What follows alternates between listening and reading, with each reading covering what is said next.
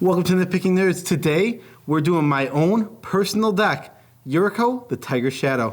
We're going to show you how to become one with your inner ninja, not the song. My inner ninja. No. My inner ninja. No, it's so bad.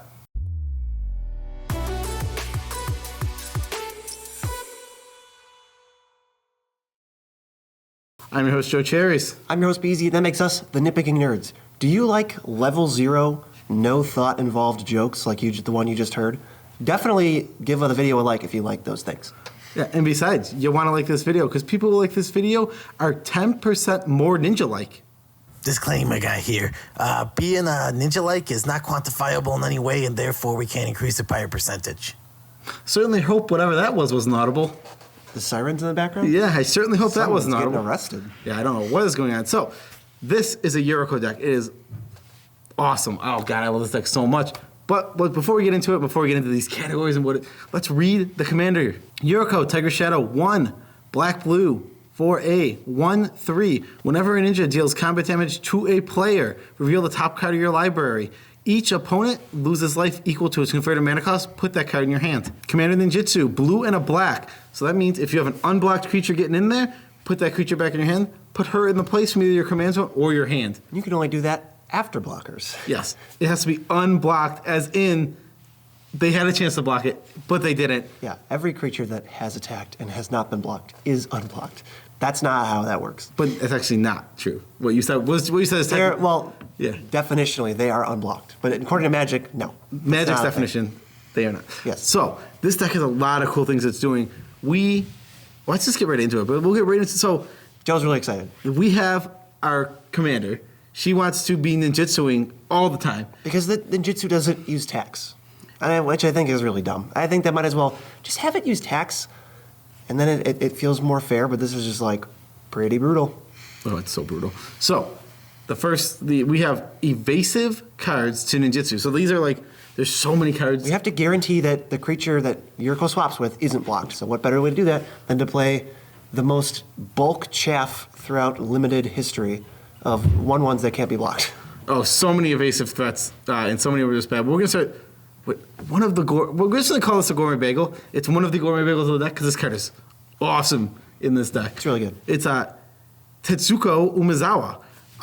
Any creature with power or toughness 1 or less cannot be blocked. Right, and it's actually a creature. It's 1 and a blue for a 1/3. Yes, all that is important too. I mean, it counts itself. That definitely matters. Yes, so it can't be blocked. You get to get in with this, then ninjutsu it back, and then next turn, put it back out. So now Yuriko, who's on the field now, cannot be blocked, and you only have to ninjutsu. And all of your creatures who can't be blocked, double can't be blocked. Yes, and you have a lot of other small creatures that also can't be blocked. Just rattle these next 5 off. Yeah, these are all of essentially the same version, same card, except for slight changes. So For one of them's good. yes, Slitherblade, Triton Shorestalker, Mistcloak Herald, Gudul. No, there's like one L. Gudul. Gudul Lurker. No, you're adding another L. Gudul. Gudul Lurker. All these are 1 blue for 1/1s or 1/2s in some cases that can't be blocked. Slitherblade has the extra toughness. Shorestalker has the status flavor text. Mistcloak Herald is Merfolk, ignoring the fact that Triton Shorestalker also is. And Gudul Lurker has Megamorph. Yes. And then the best of these, the best version of this is Changeling Outcast, which is it can't be blocked, can't attack, 1/1 for 1 black, but it's a changeling. Can't be blocked, can't attack. That's what you said. Oh no! It can't. It's terrible. It can't be blocked. The stale crouton goes to that made-up card. It can't be blocked, and it can't be blocked. And it can't block. And it can't block is what I know. And it's a ninja because it's everything. Yes. That card is very good. Yes. In case you didn't know, Yuriko triggers life for all ninjas. Right. Really. What about some random other evasive guys? Like, these aren't unblockable, but they're probably unblockable. Yeah, there's a lot of Fairy Seer, 1 blue for a 1/1 flyer. When it enters, scry 2. That card is so pushed. Card is good. It's very good in this deck because getting an ETB feels extra good. I don't think we've figured out what the exact scry to card ratio is, but if you scry 2 twice, you definitely got a card's worth of value. Yes. Like scry 4, definitely worth a card. Fairy Seer is one of my favorite one drops I want to play because you put this down, you scry 2, you fix your draws, you get in, put it back in your hand, and you get to draw. Oh, it's so good. That's really good. We can just kind of fly through these because we're going through like almost every card in this deck. Spectre, 1 mana, 1/1 flash, blue flyer, pay 3 and a blue, draw a card. That's going to come up 1 in a million times.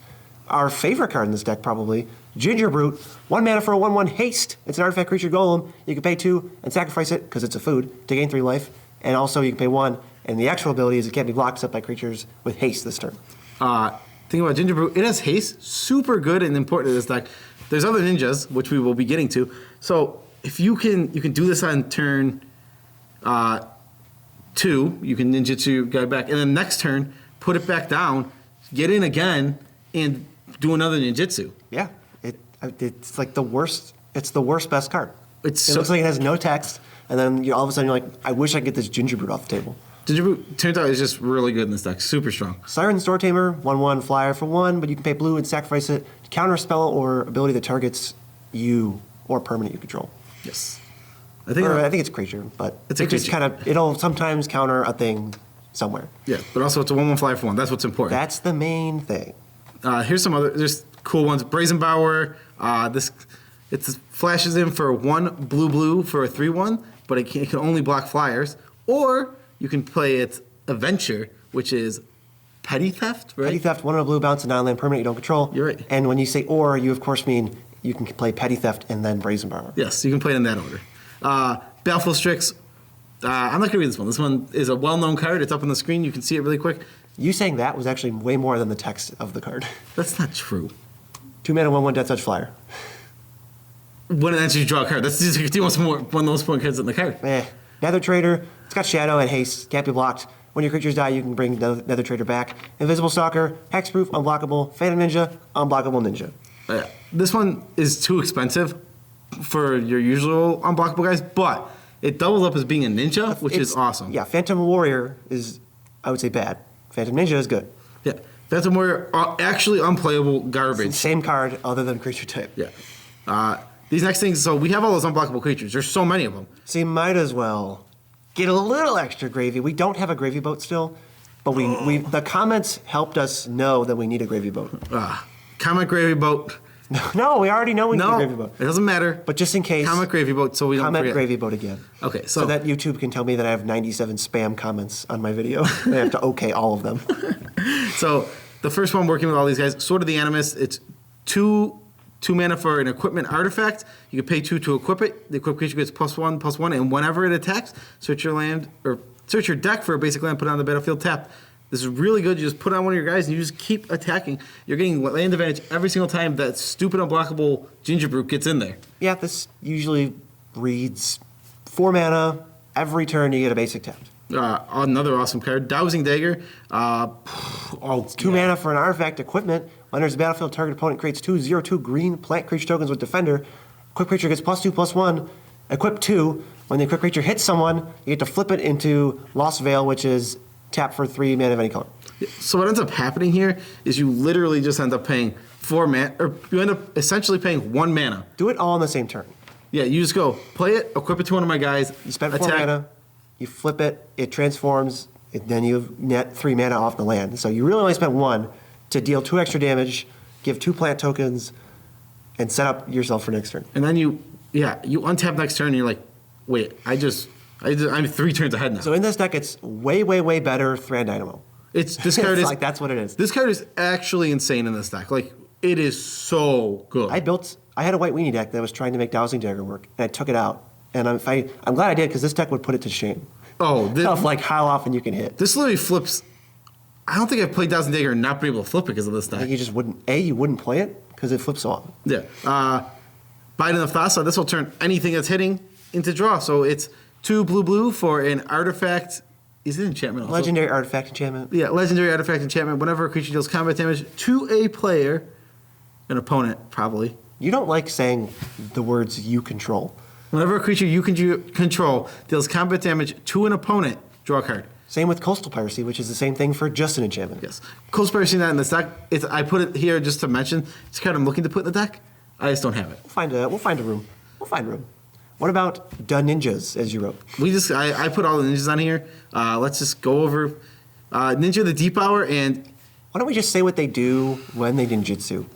Like, why don't we just skip the costs? Because A, we don't care, and B, it's like a lot of things to read. So just say what they do when they hit. yeah, well, yeah, you can see the cost on the screen. Ninja the Deep Hour draws when he hits. Even better version of that, Ingenious. Is that Ingenious? It is. It is Ingenious. Ingenious Infiltrator. When any ninja hits, you draw a card. So that one's even. It's just a better version of Ninja the Deep Hour, and they both go in for 2. Misplayed Shinobi. When this one hits, you can bounce a creature that player controls. This card's been extremely good for me. Has to be the player you hit. It does have to be the player. That's super important. Walker of the Secret Ways looks at the player's hand that you hit with it. Skull Snatcher exiles cards from graveyards when he hits. Gotta play ninjas. These ninjas are each one of these ninjas.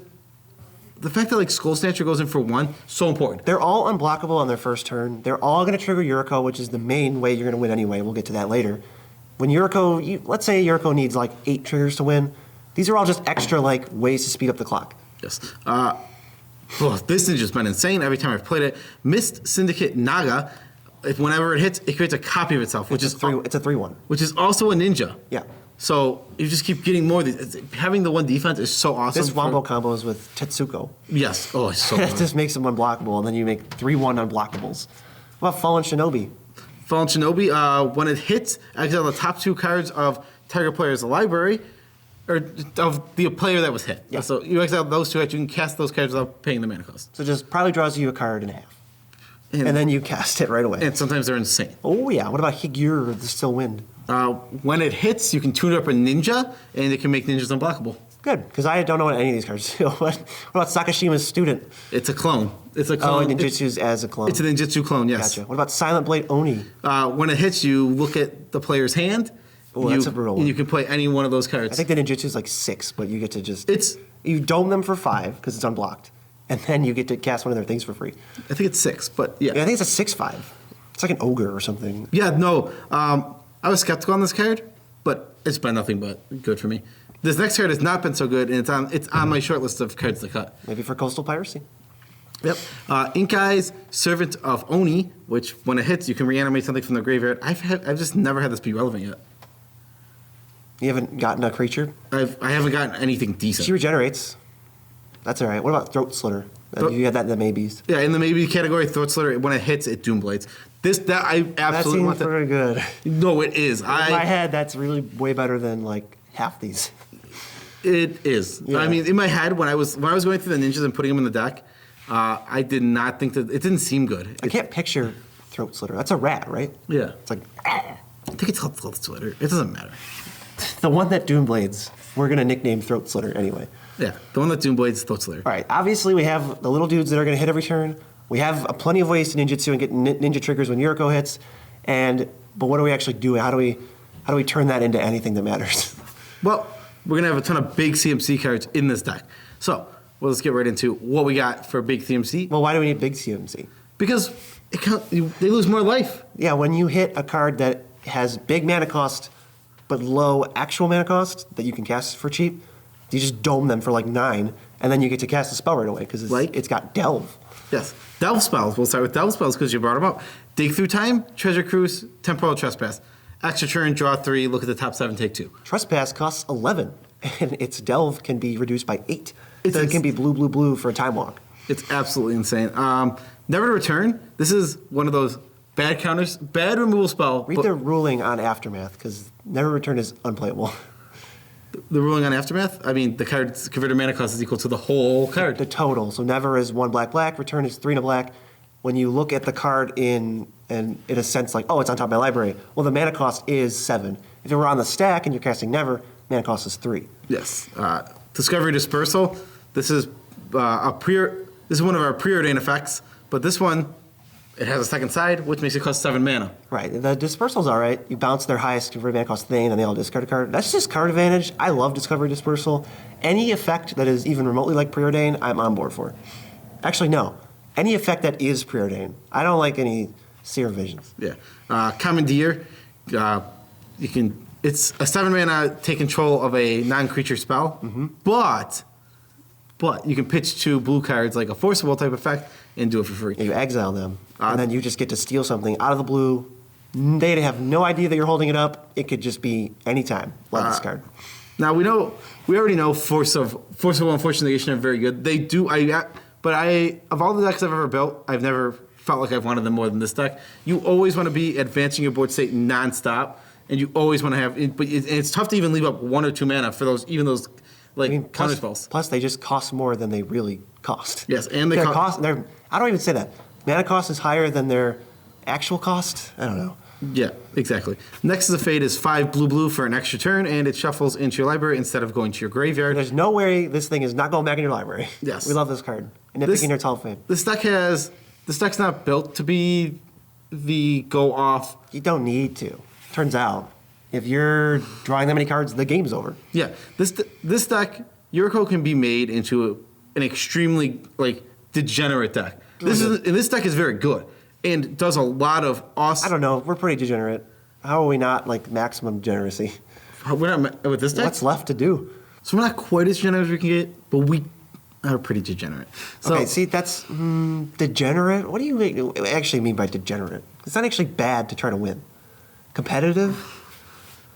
Okay, yeah, that's fair. I mean, the goal of Magic is to be a degenerate to your opponent until they lose. Okay, that's fair. Okay. I don't mean degenerate, I mean competitive. We're not saying that you're bad if you're competitive. Yes, some people... Just to, clarify for the 10th time, we actually like competitive Commander, and we play it, and we enjoy it, and we're not actually clueless about it. Yes.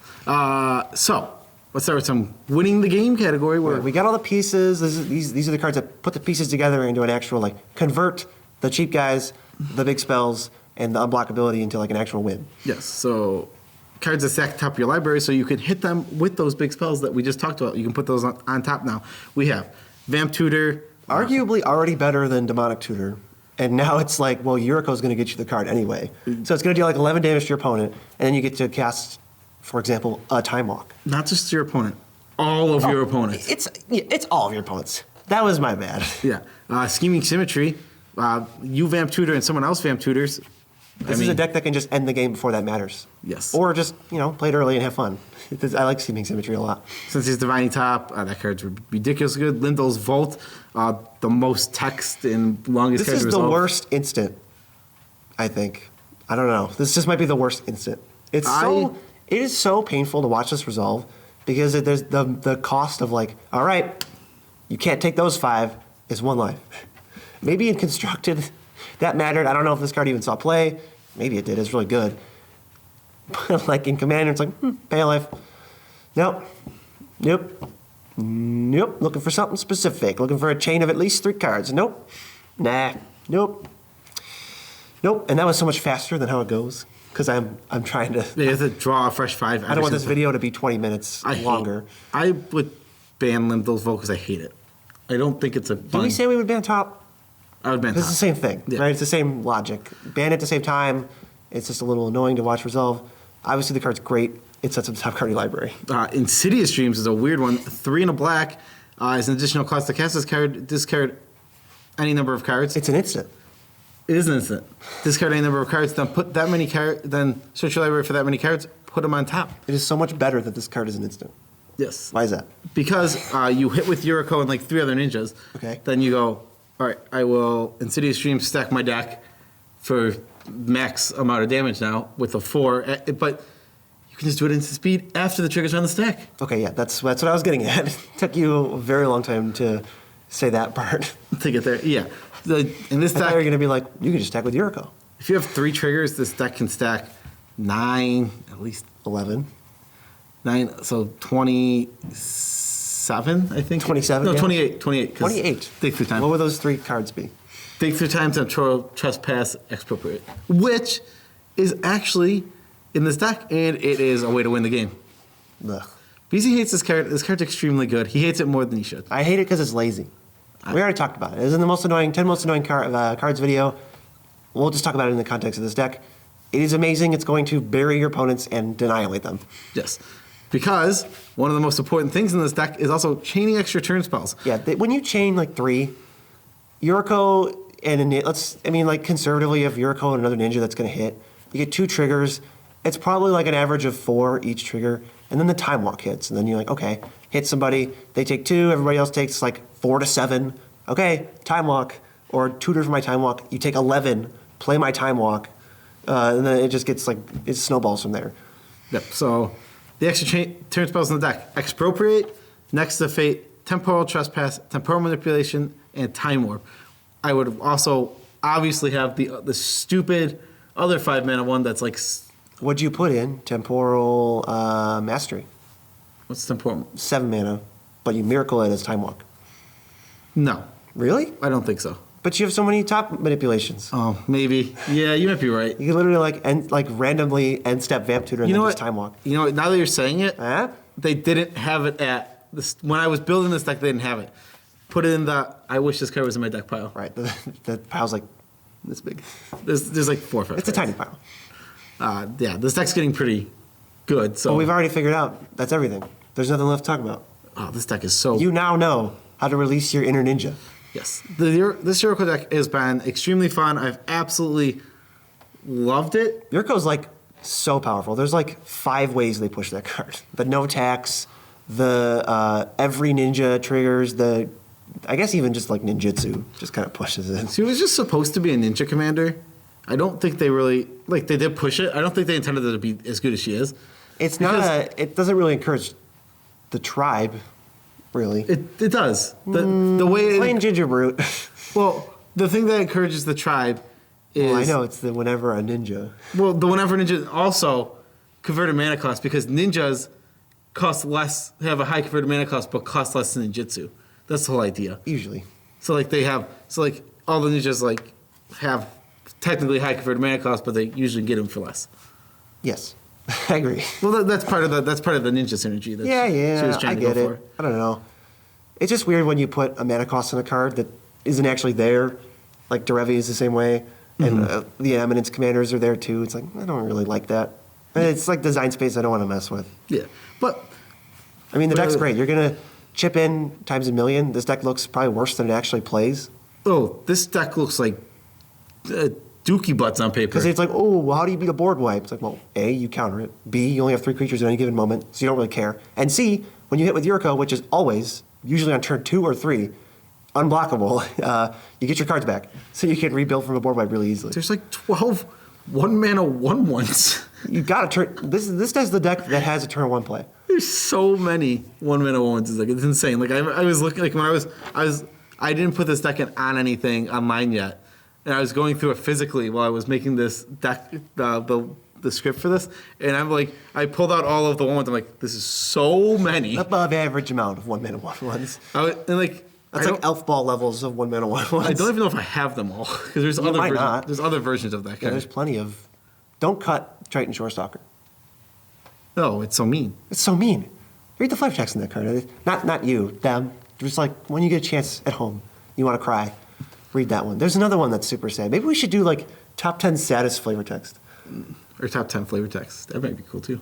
I like saddest. Everyone does top 10 flavor text. I've seen funny flavor text videos. I've seen best flavor text.